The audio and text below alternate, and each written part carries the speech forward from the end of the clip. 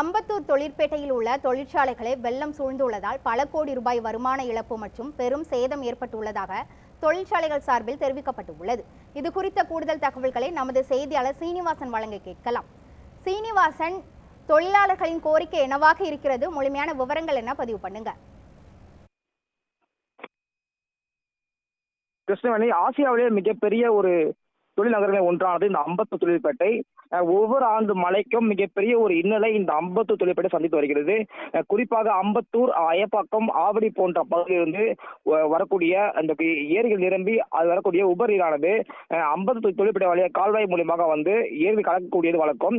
ஆனால் அம்பத்தூர் கொற்று பகுதியில் முறையாக மழை கால்வாய் அமைக்கப்படாததால் ஒவ்வொரு ஆண்டு மழைக்கும் ஏரி வரக்கூடிய உபநீரானது இந்த தொழிற்பேட்டை சூழ்ந்து மிகப்பெரிய ஒரு சிக்கலை இந்த மழையானது உருவாக்கி வருகிறது.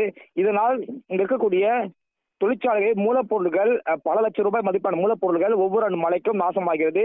இதனால் உற்பத்தி செய்ய முடியாமல் தொழிற்சாலை உரிமையாளர்கள் மிகவும் அவதியடைந்து வருகின்றனர். கடந்த 2 நாள் கூட்டத்தில் கனமழை காரணமாக இந்த அம்பத்தூர் பகுதியில் இருக்கக்கூடிய தொழிற்பேட்டையில் மழை சூழ்ந்து பணியாளர்கள் தொழிற்சாலை வர முடியாமல் அவதி அடைந்து வருகின்றனர். குறிப்பாக நாம் பார்க்கக்கூடிய இந்த காட்சியானது பற்றவாக்கம் இருக்கக்கூடிய மேம்பாலத்துக்கு இருக்கக்கூடிய கால்வாயில் மழை நிரம்பி அதில் வாகனம் சிக்கி தவித்து வருகின்றனர். இந்த தொழிலை போகக்கூடிய வாகனம் செல்ல முடியாமல் அவதி அடைந்து வருகின்றது. மேலும் நேற்று கொண்டு கிழமை காரணமாக அந்த சாலையில் இருசக்கர வாகனங்கள் ஆட்டோக்கள் செல்ல முடியாமல் பழுதாகி சாலையில் இருக்கக்கூடிய நிலை உருவாகிறது.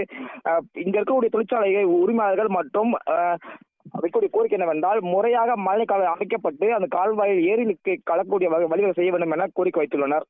கிருஷ்ணவேணி, சென்னை அம்பத்தூர் தொழிற்பேட்டையில் உள்ள தொழிற்சாலையில் வெள்ளம் சூழ்ந்துள்ளதால் பல கோடி ரூபாய் மதிப்புள்ள பொருட்கள் சேதமடைந்துள்ளது. இது குறித்த விவரங்களை வழங்கியதற்கு நன்றி சீனிவாசன்.